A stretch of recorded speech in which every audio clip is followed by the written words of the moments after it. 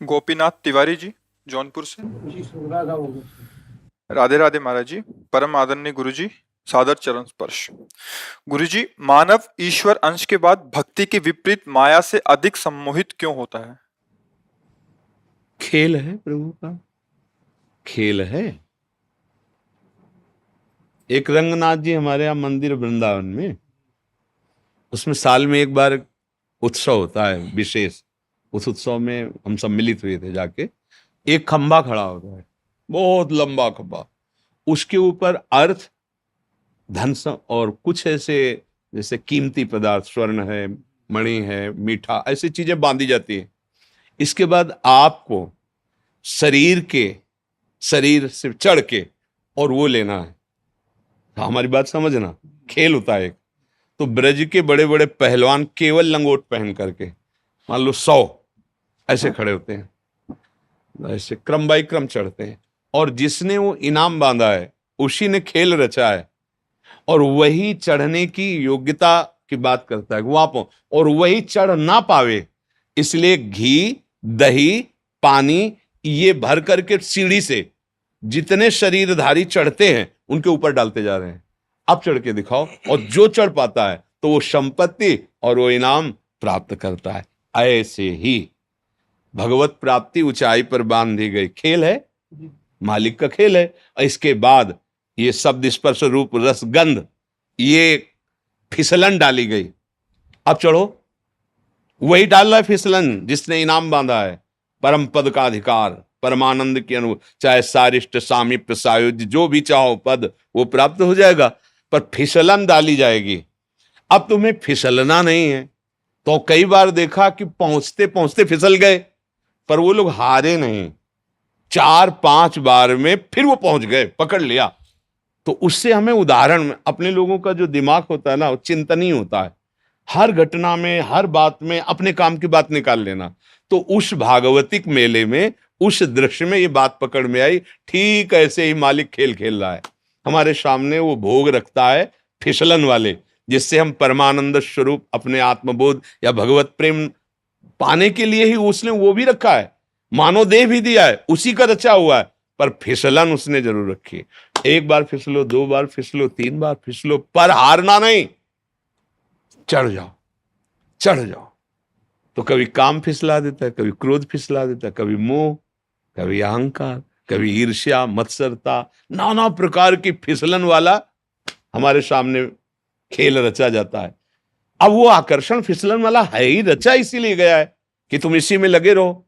अच्छा लगे रहो तो मालिक का खेल है, आनंदित रहो। जब इससे ऊब जाना तो वो है चढ़ो। फिर ये चढ़ाई है, ये ऐसी चढ़ाई है, खड़ी चढ़ाई है, बिना सहारे के नहीं चढ़ सकते हो। इसमें गुरुजनों का, निकले हुए महापुरुषों का सहारा। गुरु जी सम्मोहित बहुत करती माया, भक्ति उतना नहीं कर पाती। वैसे सम्मोहन माया नहीं करती, आप मोहित हो रहे हो। हमें बताओ माया का रूप क्या है? सहन, वातावरण, खाना पीना, प्यार, दुलार, समाज, पुत्र, ये आप स्वीकार किए हो प्रभु। आपको कोई आकर्षित कर रहा है क्या? आप ही तो फंसे हो। एक ये आवश्यकता है ना। आवश्यकता बिल्कुल नहीं भैया, तुम्हें अज्ञान में हो। हमारे स्वरूप को कभी भी किसी भी तरह का अभाव नहीं व्यापता। अभाव देह को लेकर के होता है। गुरु जी एक बात हुआ विंध्याचल में यज्ञ, वहाँ वहाँ पढ़ते कर भूखे भजन हो, गोपाला ले ले अपन कंठी माला। ये भूख किसका विषय? प्राणों का विषय। पहले देखो, जहां आप बात कर रहे हो यहां शुद्ध आध्यात्मिक मार्ग की बात होती है। भूख का विषय कौन? भूख प्यास का विषय अगर थोड़ा शास्त्रीय ज्ञान हो तो समझ सकते हो। प्राणों का विषय है। आप प्राण नहीं हैं, छांदोग्य उपनिषद पढ़ के देखो, आप प्राण नहीं हैं। तो अब आप अपने को और कुछ मान लेंगे तो ये ले कंठी माला। किसकी कंठी माला? किसकी? ज्ञान में आओ तो, और भक्ति। आप अपने स्वरूप को नहीं जानते हो। कितने हाथ का शरीर है? अगर अपने हाथ से नापो, 3.5 हाथ का। कितने साल हो गए आपको इस शरीर में रहते? 58 साल में 58 सेकंड भी कभी नहीं सोचा अपने स्वरूप को कि तुम हो कौन। अगर तुमसे पूछा जाए आप कौन हो, तो अपने गांव का नाम बताओगे, शरीर जहां जन्मा है वो बताओगे, शरीर का जो नाम है। आप इतने ज्ञानी हो कि 3.5 हाथ में रहते हुए 58 वर्ष हो गए, तो आप अपने को अभी तक नहीं जान पाए। अब बोलो कैसे तुम जान पाओगे कि माया क्या है? सत्य देखो, ये अध्यात्म मार्ग है। यहाँ मतलब बिल्कुल लक्ष्य पे बात होती है। अब लक्ष्य नहीं समझते हो तो फिर हम चुप हो जाएंगे। हमारे पास व्यवहार वाली ज्यादा बातें हैं नहीं, क्योंकि बचपन से भगवान ने व्यवहार में रखा ही नहीं। अपने को आप नहीं जानते हो भाई, शरीर को मान लिया। अब शरीर में अभाव ही अभाव है, स्वरूप में कभी अभाव नहीं है, प्रभु में कभी अभाव नहीं है, देह में अभाव। हम जिसको प्रिय मानते हैं, जिसको सुख मानते हैं, हम स्वयं उसको पकड़ लेते हैं और लगता है मैं भी इसके बिना जी नहीं सकता। ये हमारी गलती है, कोई माया नहीं है। जो हमें प्रिय लगता है वो हमें नहीं लगता है, इंद्रियों को लगता है। बहुत बढ़िया सुगंध आई, किसने बताया? घ्राणेन्द्री ने। ये किसका विषय है? घ्राणेन्द्री का। बहुत बढ़िया खीर पुआ बने, किसका विषय है? रसेंद्री का। बहुत बढ़िया गायन, किसका विषय है? श्रवणेन्द्री का। बड़ा सुकोमल स्पर्श है, किसका विषय? त्वगेन्द्री का।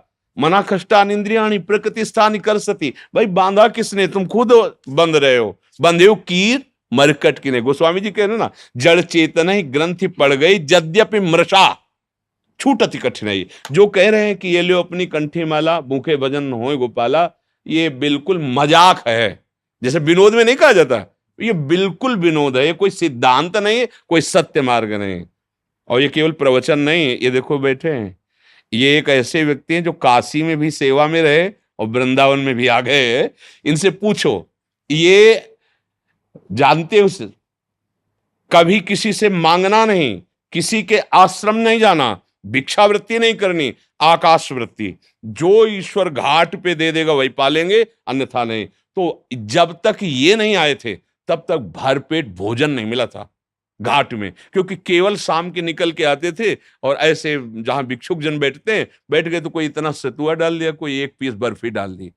और किसी किसी दिन नहीं भी मिला, गंगा जल पान। वहां थोड़ी है कि लियो अपनी कंठी माला। 13 वर्ष की अवस्था से बाबा जी बन के निकले तो ऐसा थोड़ी कि साथ में हमारे रसोईया चलता रहा है। कंठी माला कभी एक बार भी नहीं आया कि घर लौट चले, कभी एक बार भी नहीं आया। ये कैसे कह रहे हो कि लो अपनी कंठी? अरे गर्दन उतार दी जाए तो भी नहीं होगा ये लो अपनी का। ये उनकी बात है जो विषयों का बैलेंस बना के चलते हैं, परमार्थ को नहीं जानते हैं। ऐसा कैसे हो सकता है कि हम प्रभु के मार्ग में चले? लो अपनी कंठी माला मतलब सुख वांछा, देह भाव, इंद्रिय पोषण, ये एक मजाक में कहा जाता है। एक मजाक में जैसे कुछ शब्द बोले, ये सिद्धांत नहीं कहा जाता है। अपने को देह मानकर, मनुष्य मानकर भोगों में फंसा हुआ व्यक्ति आध्यात्मिक व्यक्ति है क्या? परमार्थिक व्यक्ति है क्या? वो तो विषयी है, देहाभिमानी है। कैसे समझोगे अध्यात्म? अध्यात्म एक अलग क्षेत्र है, व्यवहार का जो आकर्षण है अलग से, हमारा माना हुआ आकर्षण। जैसे देखो, एक आदमी मांस खाता है, बहुत आनंदित होकर जाता है कि ये वाला दीजिए। और जैसे जो वैष्णव है, भगवत मार्ग के प्रतीक, जिन्होंने कभी, वो उस गली में जाते हुए घृणा करेंगे, लेकिन वो आदमी बड़े शौक से वहां जाएगा और नगद नगद पैसा देके कटवा के ताजा लाएगा। समझ रहे हो? एक आदमी वहां से जाता है तो घृणास्पद भाव लेके, कैसे इस गली से निकल जाऊं। और एक आदमी जाता है आनंदित होकर के उसमें। एक आदमी है जो अपने संयम और पवित्रता से, वो उस मार्ग से नहीं जाना जाएगा जहां मदिरा पी जा रही, जहां ऐसा। और एक आदमी है कि छीन झपट के पैसे लेके वहां पीता है जाकर। ये रुचियों की वैचित्रता है। कौन बांध रहा है तुम्हें? तुम ही तो बंधे हुए हो। ऐसे ही समस्त भोगों में कौन सा भोग ऐसा श्रेष्ठ है जो पवित्र और महान हो? हमें बताओ। सबसे ज्यादा चरम सीमा का भोग संसार में काम सुख रखा गया है। सब सुख एक तरफ और काम सुख एक तरफ। कहां से प्राप्त होता है काम सुख? मलमूत्र के भांड, शरीर के मलमूत्र के द्वारों से। कौन सी महानता है जहां स्पर्श करके रज लगा के धो, साबुन लगा के धो, उन अंगों की आखिरी सुख वृत्ति रखी गई है। कहां? आप विचार करके बताओ। सब मनुष्य शरीर में ही बैठे हो। ये तो अपने घर का जैसे सत्संग होता है वैसे बात हो रही। चरम सुख संसार का एक बात में है, चरम सुख काम, परस्पर भोगाकर्षण। इसके नीचे सब है। माता पिता छोड़ देगा, जमीन जायदाद छोड़ देगा, ज्यादा पड़ेगी तो फांसी लगा लेगा, लेकिन काम सुख नहीं छोड़ सकता। आखिर देख लो, आंखों में उठा के देख लो, पूरे परिवार का कत्ल करके भाग जाएगा, भाग जाएगी। जो आप शब्द देख लो, किसके लिए? बोले हमारा फ्रेंड है। किस बात के लिए? ना उसके तत्व को जानते हो, ना उसके तत्व को जानते हो, बिल्कुल केवल शरीर आसक्ति। और वो शरीर आसक्ति अगर उससे सुंदर भोग मिल गया तो उसको त्याग देगी। भर्तरी जी का चरित्र पढ़ के देख लो, क्या है ये, है क्या? बोले बड़ा आकर्षण। कहां आकर्षण है? मलमूत्र के द्वारों में। फिर आपको चुभेगा। रमा विलास राम अनुरागी तजत बमन जिमि जन बड़वा। जैसे उल्टी की जाए, कौन देखना चाहेगा उसे? कौन देखना चाहेगा? ये कौन सा भोग है ऐसा?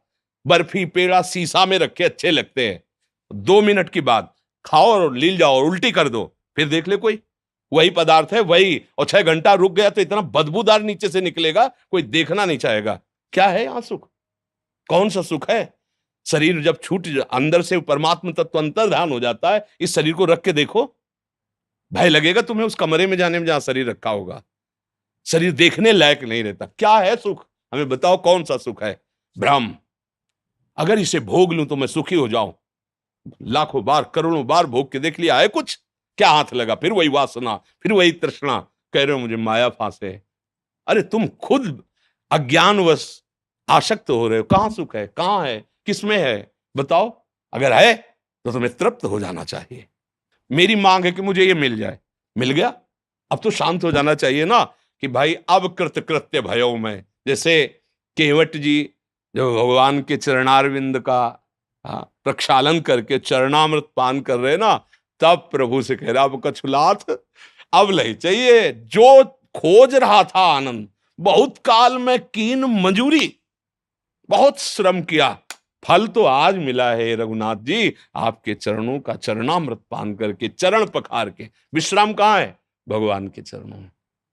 बड़े बड़े चक्रवर्ती सम्राट अपने राज्य सुखों का त्याग करके और भगवान के भजन में जाकर विश्राम प्राप्त किया है।